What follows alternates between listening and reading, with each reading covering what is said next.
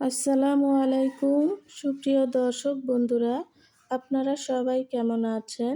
আশা করছি মহান আল্লাহ তাআলার অশেষ রহমতে আপনারা অনেক বেশি ভালো আছেন। আমিও আলহামদুলিল্লাহ ভালো আছি। বন্ধুরা, আজকেও নতুন আরেকটি রান্নার ভিডিও নিয়ে আপনাদের মাঝে আমি চলে এলাম।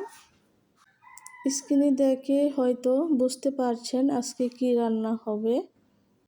হ্যাঁ বন্ধুরা, তেলাপিয়া মাছ ভুনা করব। আমাদের মধ্যে অনেকে আছে তেলাপিয়া মাছটা অ্যাভয়েড করে, পছন্দ করে না। কিন্তু বন্ধুরা, আপনারা তো মধ্যবিত্ত, তাই আমাদেরকে সব কিছু মেনে চলতে হয়। ইদানিং জিনিসপত্রের অনেক দাম, সেজন্য আমাদেরকে সব কিছুই খেতে হবে, মানিয়ে চলতে হবে। কথা না বাড়িয়ে চলুন মূল রান্নায় চলে যাই। তো বন্ধুরা, এখানে দেখুন মাছগুলোকে হলুদ আর লবণ দিয়ে ম্যারিনেট করে রেখেছি। আর এখন চুলায় একটা প্যান বসিয়ে দিয়েছি, পর্যাপ্ত পরিমাণে তেল দিয়ে দিয়েছি। তেলটা গরম হলে মাছগুলো এক এক করে দিয়ে দেব। তো বন্ধুরা, এই তো আমার তেলটা গরম হয়ে গেছে।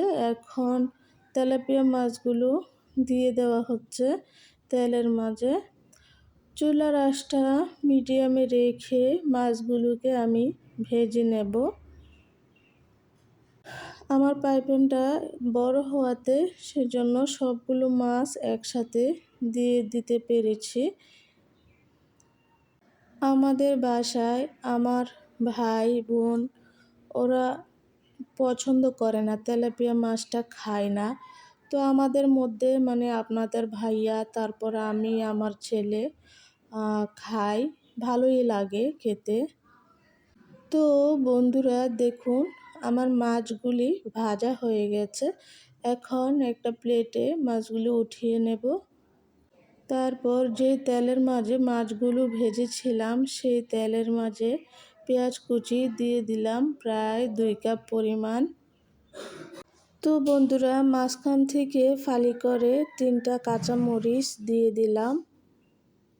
আমার এক হাতে ক্যামেরা, আর এক হাতে আমি রান্না করতেছি। তারপর পেঁয়াজগুলো ভেজে নিচ্ছি। অফ ক্যামেরায় পুরো রান্নাটা করে নিয়েছি। দেখুন কতটা লোভনীয় হয়েছে। খেতেও কিন্তু খুবই মজা হয়েছিল এই মাছ ভুনা। আমার মতো করে আপনারা এভাবে তেলাপিয়া মাছ ভুনা করে দেখবেন, আর অন্য কোনো তরকারি লাগবে না খেতে। সত্যি বলছি, খুবই অসাধারণ হয়েছে। তো বন্ধুরা, আমার রান্নাবান্না সব শেষ হয়ে গেছে। পাশের চুলায় ভাতও রান্না করে নিয়েছি। তো আজকে আর কোনো সবজি বা তরকারি রান্না করি নাই, এখানে মাছগুলোই ভুনা করেছি। তো এখন গোসল করে নেব, গোসল করে তারপর ভাত খেয়ে নেব মজার তরকারিটা দিয়ে। সাথে আছে জলপাইয়ের আচার। আচার দিয়ে ভাত খেতে আমার কাছে খুবই ভালো লাগে। আমি জলপাইয়ের আচারটা বেশি পছন্দ করি। তো দুপুরবেলা খাওয়া দাওয়া শেষ করে আমাদের বাড়ির পাশে বাসার পাশে একটা লেক আছে, ওইখানে একটু চলে গেলাম।